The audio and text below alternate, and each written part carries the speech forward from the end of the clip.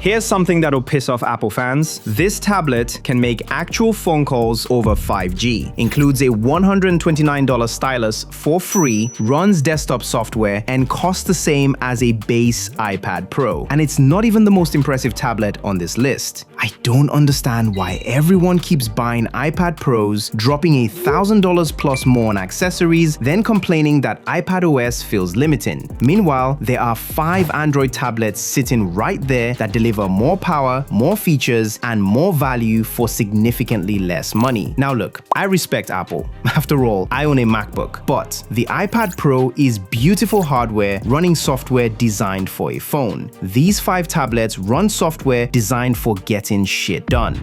Big difference. Before we dive in, make sure to check the links in the description for the best deals and current pricing on all these tablets. I'll start with the OnePlus Pad 3, which is what the iPad Pro should have been. That Snapdragon 8 Elite processor trades blows with Apple's M5 in real performance. But here's what OnePlus figured out that Apple didn't. You need software that actually uses that power. ColorOS 15 on Android 15 treats multitasking like something adults actually need to do. OpenCanvas lets you run 3 full applications simultaneously without the weird compromises iPadOS forces on you. The 13.2-inch display running at 144 Hz makes everything feel impossibly smooth, and that massive 12,140 mAh battery means you're working all day without hunting for outlets. The camera setup is solid. 13-megapixel rear that handles document scanning and video calls perfectly, 8-megapixel front-facing that's sharp enough for professional video calls. No, you're not shooting your next film on it, but for everything a tablet camera actually needs to do, it delivers. But here's the thing that really sets it apart: 80-watt fast charging. Your iPad Pro takes hours to charge. This thing goes from 0 to full in about an hour. That's not just convenience, that's respect for your time. At $699, you're saving $300 compared to the iPad Pro and getting more screen real estate, better multitasking, longer battery life, and charging that doesn't waste half your evening. Now here's the one thing that might frustrate you. The app ecosystem isn't as polished as you'd expect from that price point. Some apps don't handle landscape mode properly, and the split screen functionality can occasionally get buggy when you're pushing it hard. I expect this to improve with future updates, but if you want the most complete tablet experience you can buy today, the Samsung Galaxy Tab S11 is where smart people end up.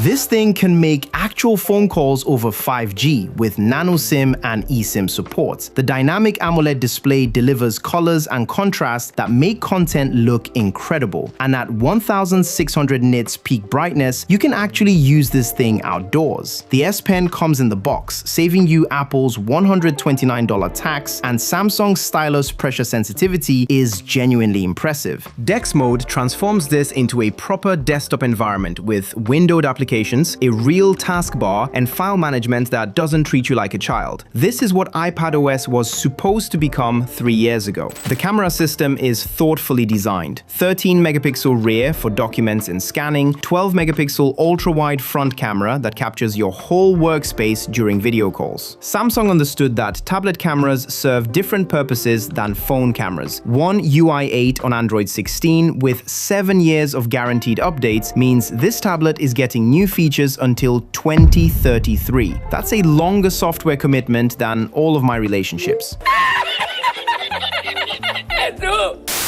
The 45-watt charging isn't as fast as OnePlus, but it's not bad either, and that microSD slot means you're not held hostage by storage pricing that would make a loan shark blush. The downside with this is the battery, which can be inconsistent. You'll have days where it lasts forever, and then suddenly it's draining faster than expected, especially if you leave Wi-Fi on overnight. It might just be some dodgy units, but it makes you double-check your battery settings more often than you should have to. Now let's talk about the Lenovo Legion Y700 Gen 5, because this addresses something Apple completely ignores: people who actually want to game on their tablets. That 8.8-inch form factor might seem small, but it's designed for comfortable handheld gaming sessions. The 165Hz display makes competitive gaming feel responsive in ways the iPad Pro's 120Hz just can't match. The Snapdragon 8 Elite Gen 5 pushes graphics performance that makes iPad gaming look like it's stuck in 20 2020. The 50-megapixel main camera is overkill for a gaming tablet, but when you're streaming or creating content around your gaming, having that quality available matters. The 8-megapixel front camera handles streaming without making you look like you're calling from 2007. But here's the engineering that shows Lenovo actually thinks about how people use tablets. Bypass charging. When you're in an intense gaming session, it powers the device directly from the wall without routing through the battery. That means no heat buildup, no battery degradation, and no performance throttling right when you need maximum power. The dual USB setup means you can charge while connecting controllers, external displays, or capture devices. This isn't a tablet that can game. It's a portable gaming station that happens to do tablet things too. At $550, you're paying half what Apple charges and getting gaming performance that iPadOS fundamentally can't deliver because Apple doesn't want real games on their platform. The downside is that it's harder to buy. Lenovo usually keeps these in the Chinese market at first, so you'll likely be dealing with importers and less than ideal warranty support. Amazing tablet, just not the easiest thing to actually get your hands on.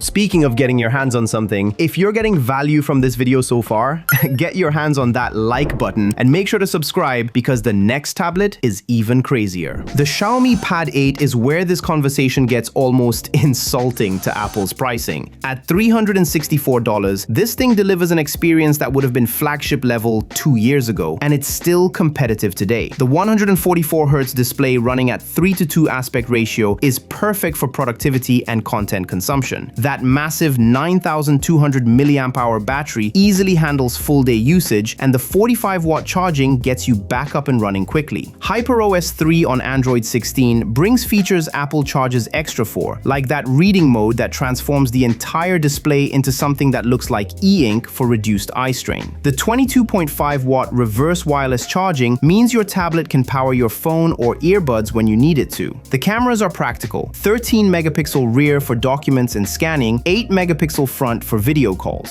Nothing fancy, but they do what tablet cameras need to do without pretending to be something they're not. That IR blaster lets you control smart home devices, TVs, and air conditioners. It's the kind of practical feature that you don't think about until you need it, then wonder why other tablets don't include it. One thing I found strange and annoying with this tablet: there's no fingerprint scanner anywhere. You're stuck with face unlock or PIN entry. In 2026, on a device you're handling constantly, that feels like a weird step backward that you'll notice every single time you pick it up. The Honor MagicPad 4 brings us back to premium territory, but with actual innovation that makes Apple's design team look lazy. At 4.8mm thick, this is officially the world's thinnest tablet, and somehow Honor managed to pack a 10,100 mAh silicon carbon battery inside. That's next generation battery tech that delivers more capacity in less space while lasting longer. The 12.3-inch OLED display hits 2,400 nits peak brightness, bright enough to use outdoors comfortably, something the iPad Pro struggles with. The 8-speaker system with IMAX enhanced audio creates soundstage depth that makes Apple's 4 speakers sound flat and boring.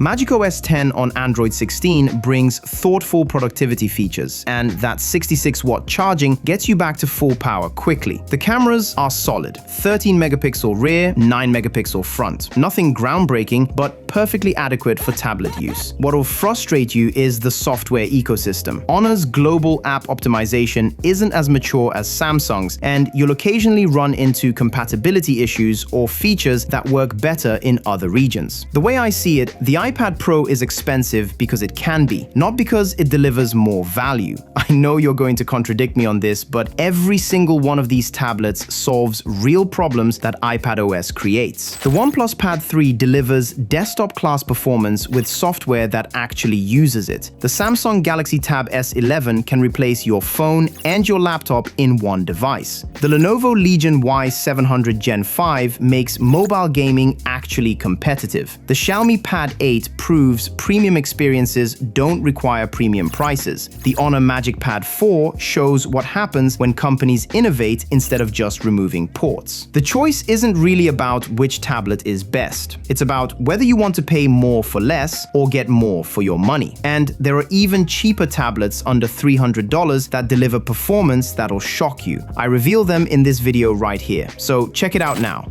and subscribe.